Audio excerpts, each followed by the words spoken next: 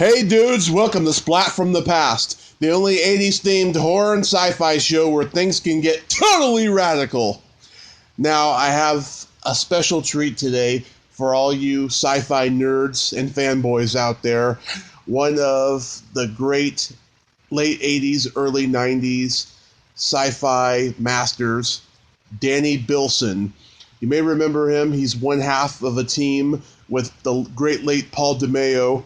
And they made such movies as they wrote Trancers, they wrote Zone Troopers, Eliminators for Charlie Band's Empire Pictures, and then they went on to do the Rocketeer and the original TV show version of The Flash, and then Viper, and then The Sentinel. And I'm having him on today, and I can't fucking wait. It's going to be awesome, man. Danny Bilson. Great writer, producer, director of all those things. Some of those things he directed, not all of them. And I'm going to have him on today to talk about all that. And I can't wait. I'm like a kid in the candy store right now to find out. Because he had such a unique career, you know. And I want to find out more about him in that regard. And it's going to be just extraordinary. I can't wait. So, here is my interview with Danny Bilson. Hi, Danny. Hi. Hi, how you doing, sir? Pretty good. How are you? I am great. It's such an honor because I grew up loving sci-fi and fantasy films and TV shows, and you've contributed highly to that, so I thank you. Well, that's good. So, going back... I mean that. That's why we're talking. I mean, everybody who appreciates the work that Paul and I did, I really appreciate that too. Yeah, you have a lot to be proud of, sir. You really do. Oh, that's nice. So, going back to the beginning, your father is Bruce Bilson, who directed so many classic sitcoms, Get Smart, The Brady Bunch, Hogan's Heroes, The Odd Couple, so many great sitcoms. Did you know as a kid growing up that you were going to be involved in film and television? Yes, I think so. There was a short time where I thought, like when I started college, I started a history major, but then I switched to theater. But I think that was all because I was always interested in stories and story. Mm-hmm. So, and I also really had an incredible time in my childhood because I could go to work with my dad. Mm-hmm. And that was, so I spent a lot of time on the Get Smart set, Hogan's Heroes set. Anytime I could go, I would go in the morning. I would go for the full call from 7 to 7, like full 12 hours and hang out. From the time I was pretty young. Because that was my idea of a good time. And then sometimes I could take my friends, and one of those friends became, was a guy named Michael Lako, who wound up being one of the producers on our shows also, in our television shows. So there's a lot of stories and a lot of history. Even my grandfather worked for Jack Warner back in the 30s. So wow, trailer department at Warner Brothers. So yeah, it's been we've been until my daughter, we've been sort of journeyman family, you know, sort of under the radar, but working away for many years. Mm-hmm. Wow. Did you do a little acting too? No, I wanted to, but I was terrible. So it was never. You know, by the time I realized that wasn't my thing, it was just in time. So I didn't spend a lot of time on that. I tried for a few minutes, but I don't think it's my best use of my skills. Yeah. Did you go to film school? No, I actually went to Cal State San Bernardino, and I was a theater major. That's when I met Paul in the theater department there. And we wrote, our first thing we did together was we wrote a play in college about Sherlock Holmes and Houdini. And that's how we started our partnership, and went for 40 years. I see. So you were doing like behind the scenes theater stuff is what you were going for. Well, we were acting. It was a small theater department, so we were acting and building sets. Ultimately, he was sort of his student assistant in sound and lights, and I was a student assistant in props. And then we were in most of the plays for a few years. But that doesn't mean we were particularly great actors. But out of that, we had done William Gillette's Sherlock a Sherlock Holmes play one summer, and then our mentor, Bill Slout, who was our professor there, he said, if you guys write a play, I'll put it on the writer. We said, how about wouldn't it be cool if Sherlock Holmes met Houdini? And he said, write it and I'll do it on the main stage. And that was, by the end, that was the thing we did before we graduated, where Paul played Sherlock Holmes and I played Houdini. And did that play, and then we brought it to L.A. And we actually got interest in it. And at one point, John Gielgud and Ralph Richardson were going to do the play. At one point, Rex Harrison. We got some traction when we brought it to LA. But the closest we got was the John Gielgud, Ralph Richardson thing. But so Ralph had passed somewhere in that time, and it kind of fell apart. But it was exciting for a couple of kids out of college and kept us going. I mean, I don't know exactly what you want to talk about, but that, the story just keeps going. Oh. Maybe you should direct me a little bit here, because if you want the entire novel, the entire biography of Wilson DeMeo, I don't know. But what do you want to talk about? So, I was curious, how did you get to be a second assistant cameraman on Ghoulies?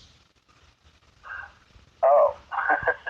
So, Paul, you do want to do all that. So, Paul and I were working as extras on movies and TV shows, and it was getting pretty... I was getting a little too old for it. I think I was about 25. It started to drive me crazy being high school kids and soldiers all the time.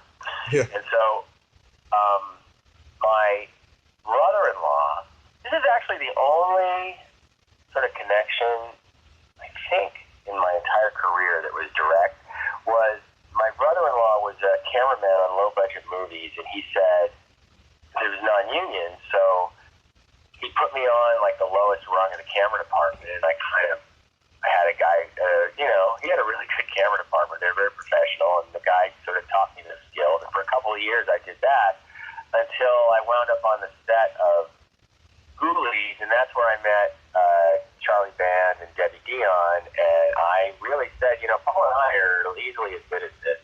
But at the same time, since he was leading these big stories, at the same time, we were writing a script for Richard Pryor on another thing, so that was really impressive. So, you know what? What do you want to talk about? Wow. Seriously, this could be an 8-hour interview, and I think maybe we should hit the things that you're most interested in. But that's how I got on Ghoulies, to answer your question. And yes, I was a camera assistant on Ghoulies and maybe 3 or 4 other like B movies, including Chained Heat. I think was one of my first ones, which was kind of a women in prison. What year was that? 82, 83, something like that. Around 83. Wow, I'm curious. Did that Richard Pryor script ever get made? No, but it was really good. And it was, he wanted to do a war movie that was about guys who'd been in Vietnam and have been involved in some horrible stuff and sort of have a chance to make some stuff right in Central America in the 80s. I mean, and he wanted to do it with a bunch of friends. He wanted to do it cheap, so he found a couple of kids who would do it for, whatever. Yeah. I think actually we were in the unions. We got whatever the minimum wage was at the time. But that was a really interesting experience. And it was like a 160-page war epic that never went anywhere. But I always thought it was a really great script. I haven't read it in 30 years, but I always thought it was great. It's my memory. Nice. So did Ghoulies lead to Trancers? Yeah. Noel, I think the first one we wrote was Eliminators. Mm-hmm. I think we wrote Eliminators, and then... Wait, I have Paul here to check me on it. I think the first one we wrote Trancers... Anyway, those were the first 2. I think... Anyway... Charlie Band, I said, she read that Richard Pryor script, Debbie Dion, who was sort of running his development. And when she read that, she said, she must have given us that Trancers script, the old one, and then we rewrote that. Mm-hmm. That's what happened. And then we wrote Eliminators, and then Trancers was made. And then we wrote Zone Troopers, and then we went to Italy and made that. But there was an original draft of Trancers by a guy named Alan Adler, and I think the idea of the guy coming from the future through an ancestor, I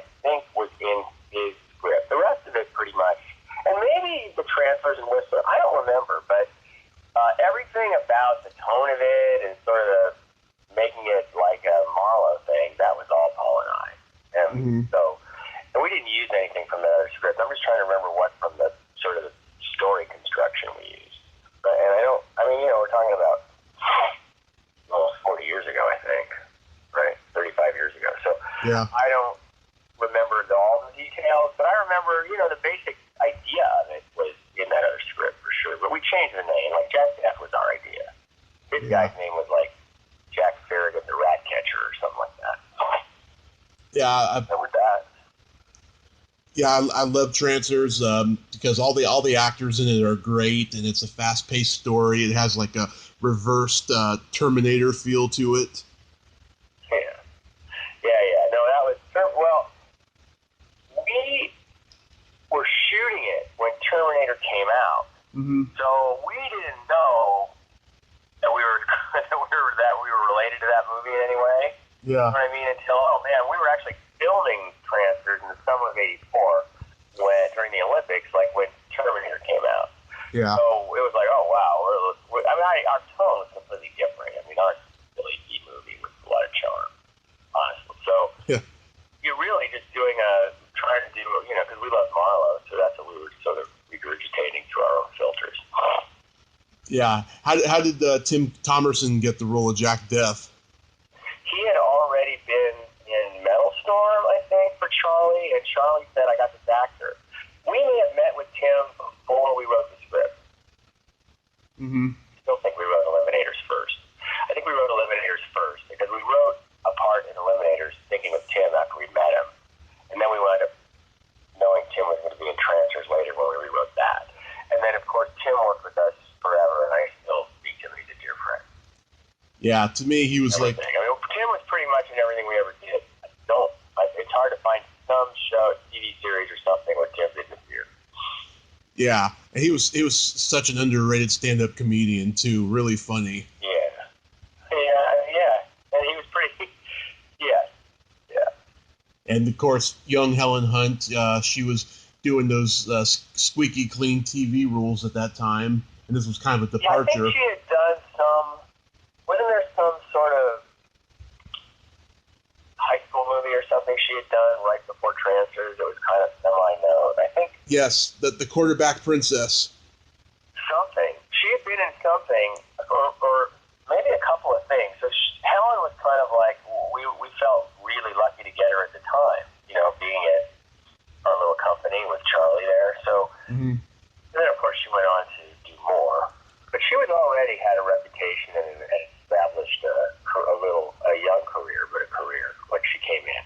Trancers wasn't the first, and we didn't discover her by any means. Yeah. We felt lucky to have her when she signed on. And then you made your directorial debut with Zone Troopers. Yeah, that was one of the best times I ever had. And it was a Trancers cast, but in that cast. Yeah. So, and he was fantastic. Of course, he's gone to be one of the best directors around. But that was, again, that was us doing World War II movies, right? World B movies from World War II that we watched when we were kids on TV, and then putting them through. It was like the only way we could get it made in Empire was to throw an alien in it. So that's how we just wanted to make a World War II movie. So to hit all the tropes that we loved so much from those films. So it was Empire, so throw an alien in, and next thing you know, you could make it. You make it for no money. So that was a fantastic experience, and I love that movie, and I love Trancers too. I mean, Zone Troopers, of course, I directed it as well, and was in Italy for a few months. So there's a lot of memory attached to it. But what I really love about it is it's really unfiltered, because we didn't get real notes except for cuts for budget. So when I see Zone Troopers, that was just Paul and I at our sort of most naive and innocent, and it's all over that movie, and that's what I like about it.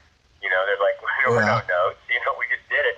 I mean, we just had to keep cutting stuff out, but the feeling of it is just, I watched that thing, I go, who ever let anybody make that?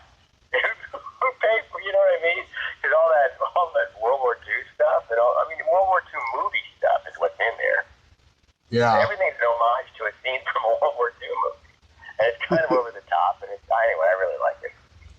Yeah, you guys shot at Charlie's studio in Italy? Well, no. It was before he had a studio in Italy. We were the first movie over there. We were like thrown over there like Anzio, here, hit the beach and go, here's a few bucks and go make a movie. And sometimes the checks will arrive on time. Keep the crew going. Mm-hmm. So it was kind of like that. But it was awesome. It was awesome. It's kind of like Ed Wood. Have you ever seen that movie? Oh, yeah. Love that movie. It kind of feels like that. So, but it was fantastic. One of the best times I've ever had in my life. I wouldn't trade it for anything. Nice. And if you want to see a whole bevy of photographs from that, of our photographs, they're at the Pet Fly Facebook page. Oh, okay. Nice. Yeah, my favorite Empire movie is Eliminators. And I'm just so curious. I mean, where did you get this idea? It's so genius. A poster. So Charlie would do the poster before there was a story or a script. So he would get a title, and this one was, and there was a poster like Mandroid, Mercenary, Ninja, Scientist. Mm-hmm. I recall it was just, maybe I'm wrong, but I think because when we did a lot of these where it was just the title, it was either that or he said, I got the Mandroid, the Scientist, I want to see. And Charlie loved comics when he was a kid, so he was a big comic book head. Paul was a big comic book head, and I kind of caught up by getting involved in the comics of the 80s that were more adult, like Dark Knight and Watchmen, and that inspired me. But those guys were, childhood comic book heads. Yeah. So, anyway, so we set out to write some version of Indiana Jones meets comic book stuff. And it had a lot of humor. I mean, that was definitely, I think that was our first Empire script. It was the second one made. But that one, maybe the third one maybe, I can't remember. But yeah, it was kind of, we were shooting everything we liked, like time travel, all that crap. So, yeah. Ninja, I pretty much think we were handed those characters. I'm pretty think. But the story and the trip up the river, I'm sure was influenced by Apocalypse Now somehow, because it always is. Or the James Bond, I think there was the From Russia with Love boat scene. I mean, it was like, we were just, writing what we wanted to see or what we thought would be fun. It makes sense and be cool at the time. And then Pete Manoogian, who was one of Charlie's ADs, he got his break to direct, went to Spain and made that. But we had nothing to do with the production of that. We were involved in the casting. But that part was written for Tim Thomerson. The Andrew Pine part was written for Tim Thomerson. Mm-hmm. But he wasn't available? I think. That was the problem. He was probably at a TV show or something. Yeah. In a couple of weeks, I have an interview with Patrick Reynolds. Oh, great. Yeah. I haven't talked to that guy in 35 years, but give him my best. I sure will. Yeah. But he had stories, yeah. Roy Dotrice, he was a good villain. Yeah, well, I was always a big fan of his as an actor. So when we got him, that was another one. I was like, wow, I was kind of impressed. So we got Roy Dotrice. Yeah. I was always a fan of his from this. He did some one-man show in the 70s that I can't remember exactly what it was. It seemed like he was playing a character from the Middle Ages. It was really great. And I'm probably really sounding uninformed about the specifics, but you can look it up. But I was always impressed from that. I think it was something I saw in college. It was probably in the mid-70s. Mm-hmm. Yeah, and Denise Crosby is really good in it. I love that scene where she's like changing her shirt, and like you see like Andrew Prine, like his reaction is hilarious. He's like whistling. Yeah, I mean it's like 1930s movie stuff. Yeah, I think. Well, again, we were heavily influenced by movies of the 30s. Yeah. 40s. Because that was on TV when we were growing up, so those were major influences, and that's why we were such big Spielberg and Lucas fans, because we always thought that they connected. We were all influenced by the same stuff. Yeah, the matinee serials and stuff. Yeah, everything. And the great classics of the era, too. Yeah. The first movie of yours I remember seeing as a kid was The Wrong Guys. Oh, yeah.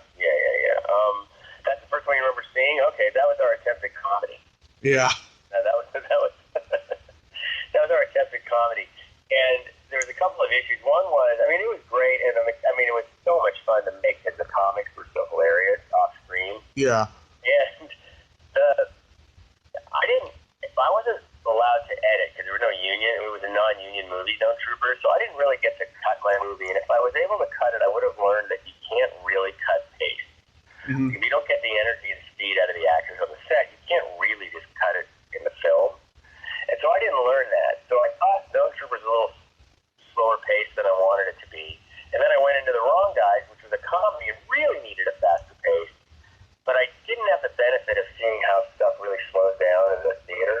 Mm-hmm. And editing until after The Wrong Guys, I learned that. So I think The Wrong Guys suffers from a couple of things that were my fault. Well, some of it was Paul's fault. But, you know, we love two real comedies, and I don't know how translating that to the modern works so well, because the one thing I learned in The Wrong Guys is stupid isn't necessarily funny.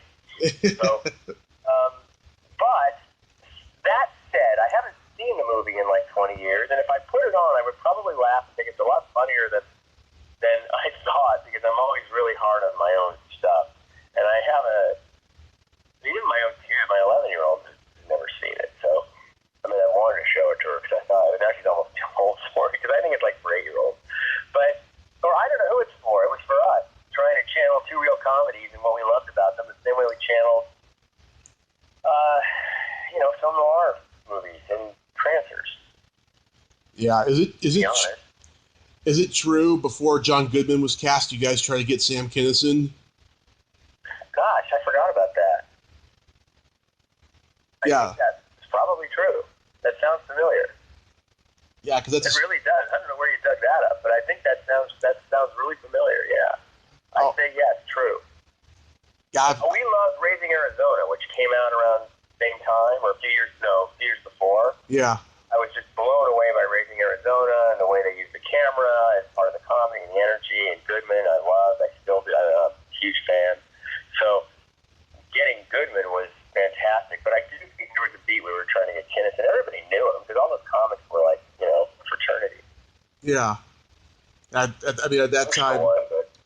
Yeah. At that time, Sam was going off the deep end with drugs, and he was turning down so many movie roles. He even walked off the set of his own movie. Legend has it. But yeah. What made you guys transition into television with The Flash?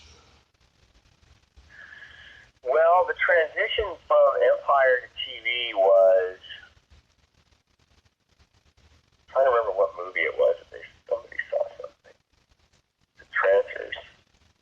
Anyway, there was a couple producers at Warner Brothers that had a pilot idea or story about, it was a road show kind of like The Fugitive, but The Fugitive was like the devil on the run across America. Mm-hmm. It's called Salem. And the guys' names were Dan Grodnick and Clyde Phillips. And I guess they and the network had seen our B movies and thought, well, let's get these young writers and give them a shot. So we wrote that pilot, and I believe it was a TV movie length pilot. It was still, I think it was like feature length, and it was really well liked. And out of that, there was another show. Then we met the head of TV at Warner Brothers, a guy named Ron Taylor, who I actually just went to the football game with yesterday. We're still friends. And we wound up doing Kung Fu: The Next Generation, but somewhere in there they offered us an overall deal. I think it was after we wrote that Salem script right away. They offered us an overall deal for a year or two, where they give you like a contract and you get a check every week. Yeah. So then we left Empire and moved to Warner Brothers. So it wasn't until, there's a whole story of how we got to The Flash. At first we did Kung Fu: The Next Generation with Brandon Lee. Mm-hmm. And the problem was they didn't want David Carradine. Somebody didn't want him. And so they just cast a different guy in the role. And otherwise it was good. And the guy was good, but it just wasn't David Carradine. Mm-hmm. So then after that, how do we get to the DC material? So, well, we were fans, that was our stuff. So we looked at DC. We wrote, I know what it was. Well, we really loved Watchmen. So we wrote in whatever year this was, 89. Yeah. We wrote a script, a pilot for Steve. We pitched it to them and they paid for it. It was called Unlimited Powers. and it was a whole spin on the 80s, and it was about, as part of detente with the Russians, we had to disarm our superheroes, so they all had to surrender their powers, and the only one who didn't was the Flash, because he escaped. And the twist of the whole, and so the Flash escaped and was frozen, and then he comes back, and I can't remember why. I didn't know he was in prison. He wouldn't surrender his powers, so they froze him. And he comes out like years later. Now he's in his 40s. This was Thomason. He's in his 40s, and he tries to rally the superheroes who have all given up, and they're all trying to live lives because if you use the power, go to jail. And there's like stuff where like the kid Flash has a kid, so he's like closing the blinds and the kid's zipping around the house, and it was really, and so the gag of the whole thing was that, and the villains have all disappeared. Nobody knows where they are. But this whole spin on it was the villains turned out are all they're all like the president, the vice president. It's like they've taken over the government. So that's where and so this is one of the best pilots we ever wrote. That's why I'm spending a few minutes on it. Go ahead. And everybody at CBS who was on the younger side wanted it to get made, and it didn't get made. So the next year they said, "How about if you just do the Flash?" And so we did. We wrote the Flash, and then we crashed into that whole thing. I've told the story before about wanting to put him in a tracksuit with tennis shoes with LEDs because they couldn't. They were afraid of a costume superhero. Yeah. So Dave Stevens, who we were already working with on the Rocketeer on the side, because that started with, and we started working on that around '86 when we were at Empire. We had him do an illustration of the Flash uniform, which I believe is also on our everything I'm talking about is illustrated at Flash Productions Facebook page. There's all kinds of. I've scanned everything pretty much by now. So anyway, Dave's Flash suit is the basis of the one he wore, and then because of Batman, we had a guy build that suit, build it, and of course, if you're following everything, we've now seen pictures of John Shipp back in the suit. Yeah. Dave originally designed 35 years later, or whatever the hell it is. It's all really weird. For me, it's really weird. Yeah. Yeah. Sitting here.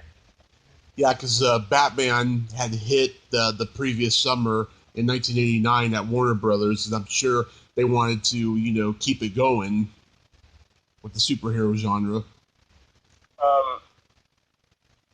Well, no, it was us. So it wasn't like they had some strategy at the studio. It was, we loved that Batman movie. We thought that would unlock the sort of what we were seeing in comics in the 80s was reflected in that Batman movie. And so we thought, well, we can do that with TV. And if it wasn't for the Batman movie, the Flash wouldn't exist, I don't think, because that's what we were slipstreaming was that. Not that the studio was thinking. I don't know what they were thinking. All I know is that we were thinking, wow, we can do the Flash like an 80s comic book on TV, the way that he did Batman like an 80s comic book on the film. That was kind of that was the inspiration. Right. We did. And I wish we'd done it for longer, because that's the worst thing ever. We only got one season. And these guys have got 5 or 6 or 7 or whatever it is. I mean, it's like, I just wish we could have done more. Yeah, I like it a lot better than the new one. You guys had Mark Hamill play the Trickster, which was genius, I think. Yeah, so you have to, got to credit April Webster, the casting director, for a lot of the fantastic casting on that show, which had a lot to do with it. In retrospect, look at all the people that were on that show. Angela Bassett, I mean, it was wild, right? Yeah. We just had great actors coming through all the time. And, April, I think she just cast episode 9. Yeah, I interviewed Joyce Heiser. Yeah, I interviewed Joyce Heiser, and she spoke very highly of you guys. Oh, yeah, we're still good friends from that. We were good. We met there, and we stayed friends to this day. As a matter of fact, we're going to go to the Rams Eagles game together next month. Nice. Yeah. When I was a kid, when I was like 8 years old, my dad took me to see The Rocketeer, and we loved that movie. Thanks. We love it too. Again, if you see, the story I'm telling, as I tell it here, you can see our style and tone through that era. It was all channeling the stuff that we loved through our own filters and sort of putting it back out at that time, like how we wanted to see it. I mean, And Paul and I were taught by, the only writing class we ever had was from John Millian, the screenwriter, composing and things. And one of the things he taught us was, make the movie you want to see the most. And I think that was one of the most important things I ever learned. And Paul and I were, reflecting the movies we loved back through our own sensibilities. And, I have to say, with The Flash, The Rocketeer, absolutely. Dave, Stevens, and us, we had a shared vision, the three of us. And then, of course, then 100 people jumped on, including Joe Johnston. But Dave and Paul and I worked on this for years before the director came on and it got made. And, but, of course, everything's collaborative, but there's a lot of shared vision. But on The Flash, the influence of Howard Chaykin and his partner at the time, John Francis Moore. But if I'm thinking back, Howard, who, sort of has a very specific point of view, which is what you always want in any kind of art. You want to have a point of view. You want something specific, something unique. He was pushing that show all over the place because he'd already churned through every comic book trope in his comic book career. And I'm just thinking about this now and being analytical, and I've never said this before. But as I think about it now, by the time he got to The Flash, we were trying to put the comics as we felt about them as kids in more of an adult format on TV, but he was pushing the boundaries. Yeah. So, he probably had he had a massive influence on that show and its edge and its sense of insanity. And those two Trickster episodes, which I directed, those were real, the madness of the Trickster that Howard wrote combined with Mark's performance. I just got it all up on the screen and kept everybody moving in the same direction and kept the energy going. But those visions coming together just made that. I think it's really special. I think it's unique and original, and it's not typical TV from before or after. I think it's its own thing, and I think at any time in art you want it to be its own thing. So you can take maybe half a dozen episodes of The Flash and go, wow, that is really wild. You know what I mean? Seeing all that stuff from 1991, or how about the Nightshade?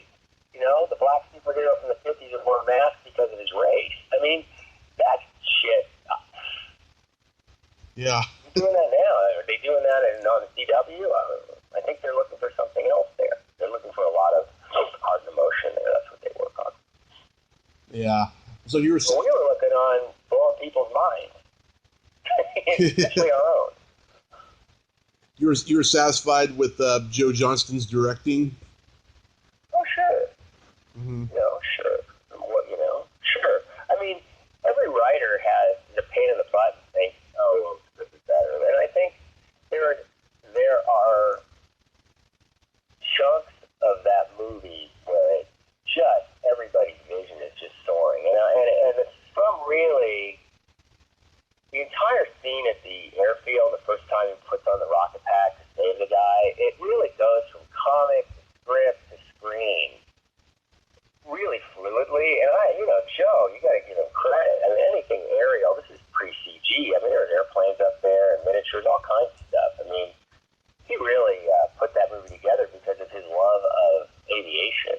So, again, it's a collaboration of everybody that gets it to where it was. And we all love that movie. I don't know, Joe, I don't know what Joe feels about it exactly. I think he enjoyed it the last time. When I saw it with him at the 20th anniversary, he seemed to enjoy it for sure. But some people, I really don't know. But for me, I'm pretty hard on my own work. But that one really is it has its flaws. And by the way, some of them are ours, but it has its flaws. But it's all in all, it certainly is charming. And you got to credit that Dave Stevens did that comic book and drew it with the love that he drew it with. And then it was interpreted by people who loved Dave's work. And that's why it is what it is. And that's why it's good. And that goes really from Dave to Paul and I to Joe. And that's really the core of why that movie is faithful to the comic and gets that unique charm of what the comic was doing, which of course was an homage to the films. Dave was from the same planet as us. It was all about the serial that he saw on TV. So I think all of us, and abbreviation had a lot to do with why the movie's so good on the screen. So that said, I think that's why it is what it is. Is it a masterpiece? No, but is it really charming and beloved? Yes, and that's fantastic. And the fact that it's a Disney movie that's beloved makes me really proud. Mm-hmm. Absolutely. So after you guys did Viper and the Sentinel, did writing and producing get hard to come by for you guys? Yeah. Well, you know what happened was, we did a really... You ever seen the pilot It's True that we did? Have you ever come across that, based on the Gay and Wilson? No. Okay. So, Viper and the Sentinel went for 3 or 4 years, and I directed like 30 hours and all that. And towards the end, we made a pilot for CBS called It's True, based on the work of Gay and Wilson, the cartoonist. And it was, Mark Hamill was in the pilot. He played 2 or 3 parts, I think.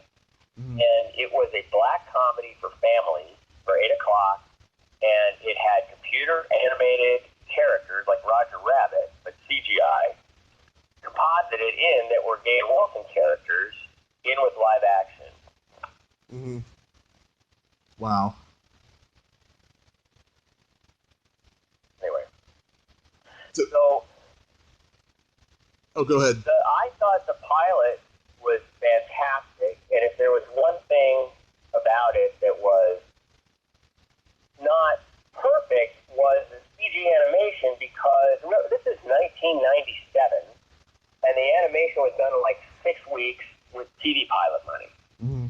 So now it could be, but I knew with the pilot we could always replace the character. It wasn't that bad, but it wasn't as good as we wanted it to be, okay? And it was a lot of things like, not that they weren't working technically, they looked fine, they composited fine. It was that there just wasn't enough time for the nuance and facial animation to get everything we wanted in there. But you could see it for the pilot, and if we had picked up for the fall, we could have replaced the animation, okay? Mm-hmm. So the point of this was, again, Danny and Paul doing another show that was probably a little too far ahead of its time, but it was about these reporters who it was called It's True, who go all over the world looking for, it was like Comedy X-Files. But Dean Stockwell was in it. He was the guy who ran the company. Mark Hamill played 2 brothers and a grandma, twins and a grandmother in a pilot. He wouldn't have been a regular. Mm-hmm. And everybody who was in the Sentinel and Viper appeared in it, because we shot in Vancouver. And we thought we're going to have 3 shows. This one is like a home run. It felt like a summer popcorn movie like Gremlins or something. That's what it felt like.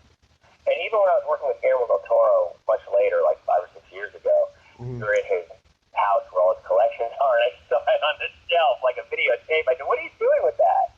And it turned out that he knows Gay and Wilson, and Gay and Wilson had given it to me. He'd seen it. And I said, "You've seen it?" They're like, "Nobody's seen it." I put it up on YouTube for a while. I don't know what happened to it. I could try to put it there again. But I thought, so that didn't go, and then we got back to LA, and it was kind of like nobody was interested in working with us because maybe they thought our stuff was too, by 1999, I don't know what. But we've been out, you know what it was? I think we were in Canada for 3 or 4 years. We weren't in the constant selling cycle, and suddenly it was, them, and plus our shows were syndicated, so they weren't ABC, NBC, CBS, or Fox. It was UPN and syndication, so we were kind of on the out. We were like syndicated. I don't know what it was, but our agent said the market's pretty tough. What's your feature career look like? At the same time, we had met head of Electronic Arts the year before while we were doing all this stuff up in Vancouver, because his studio is close to ours. And I am a huge game lover, and Paul was a real game lover, and we had an opportunity to go work on a video game while we were writing, and it was called The Sims, and it became a huge hit. So then we got stuck into the game business for a while. And then the story goes on and on and on, and I don't know how far you want to go. It's okay, go ahead. But I don't know how much time we have. I've got plenty of time, go ahead. Well, no. I mean, it's just, I would rather go from there, and I can jump to now, and then you can ask me other questions. And okay. Paul passed away last February, but we were working on, we've been working on this pilot based on a book called Nocturnal, which is about these mutants living under San Francisco, modern day, and sort of a cops monsters thing, but really played like Seven and very realistic, and there's a lot of science and mutation and all this. And we did a rewrite on that right before he passed away, and I just did another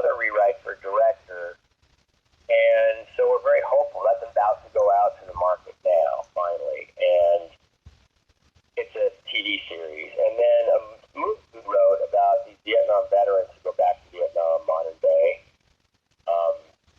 has been rewritten by Spike Lee, and he's been very actively in the process of casting it and financing it, and I keep hoping any minute that he wants to start shooting in March. So nice. There may be a sort of a second wave of Bilson DeMeo stuff post Paul's death that hopefully will happen, and then I'm writing something with his daughter right now, rewriting something else we had, and on, and then I'll write something else. But so, still trying after all these years, and that's sort of where I'm at. Except that we didn't talk about the game stuff because we don't have to, and that's, that's a whole other thing. And I'm chairman of the games. I'm chairman of the game design school at USC. I'm also in the screenwriting department. Nice. I'm writing and doing stuff like that. But that's kind of where it's at. So any last questions would be great because I got to go to school. Okay. So, yeah, I mean, you're still doing stuff. You're just in development deal hell pretty much, right? Well, a little closer than that, honestly. One of them, Nocturnal's been through a couple. It's definitely been development hell because it's been through a couple of deals. A couple of have optioned it, and then it hadn't been put. We've set it up twice, and it's not gone to market with producers. So that's kind of weird, but we've gone through a bunch of cycles. On the movie, it literally is Spike Lee and his partner have rewritten ours. They've turned it into an all-black cast, and it's been in the process of finding the combination of cast and budget right now that makes it work. It's been very close to being made. It's really, he's trying to get it, start shooting in March. So this is an extremely active project right now. Extremely active. So it's not greenlit yet, but it's very, very close. That's exactly where it's at. So that's what's going on. And then I will be writing more in the future, but Nocturnal is the thing besides this one. The Spike Lee movie. Those are the most active projects. And they're active and they're going out right now. So that's pretty cool. And that's what Paul wanted. And his last wishes were I just want a little more credit. So try to get that done. Well, I hope they happen. One last thing. Do you ever get invited to Comic-Cons? No, I used to, but not in a long time. Not since we wrote like even a Flash comic that's ones that weren't so great. Mm-hmm. Not that a lot. Actually, they wasn't a big. They were okay. I just didn't like the inconsistent art. There were too many artists. It really made it tough. But no, and I used to go for my game business stuff, but I would go for a panel. I wouldn't go for fun. It's too much for me. Too busy. I've seen it too many times, and I saw it. I used to go when it was small. Yeah. In the early '90s, and I still have a lot of stuff that Paul and I bought in like the early '90s. It's great for like really low prices. When it was a Comic-Con, Yeah. It wasn't. And when we did the original Flash, we went down there, and it was cool. I mean, there's a couple booths I always hit when I go, but not too much. It's a little too much. The whole thing is a little too much TV movie PR. And I also did a lot of PR down there, so no, it's not really my thing for fun anymore. But anyway, thanks a lot for finally hooking up with me and listening to my stream of consciousness rant. Well, this has been a great honor, Danny, and if you ever do get invited to a con around California, I will definitely try to make it because I go quite frequently.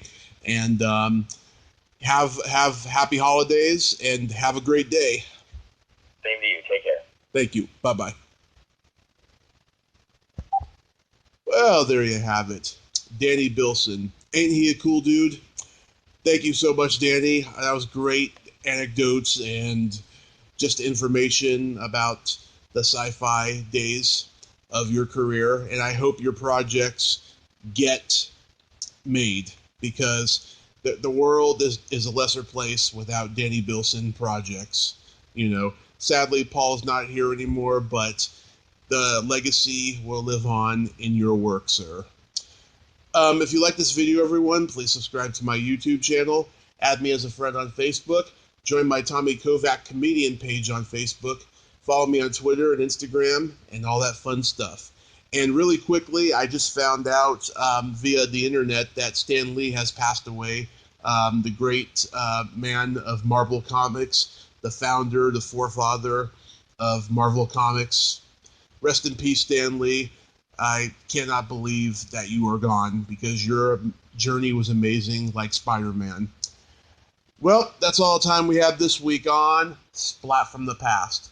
Until next time, this is Tommy Throwback Kovac saying, there's no shame in living in the past because the present sucks. Later, dudes.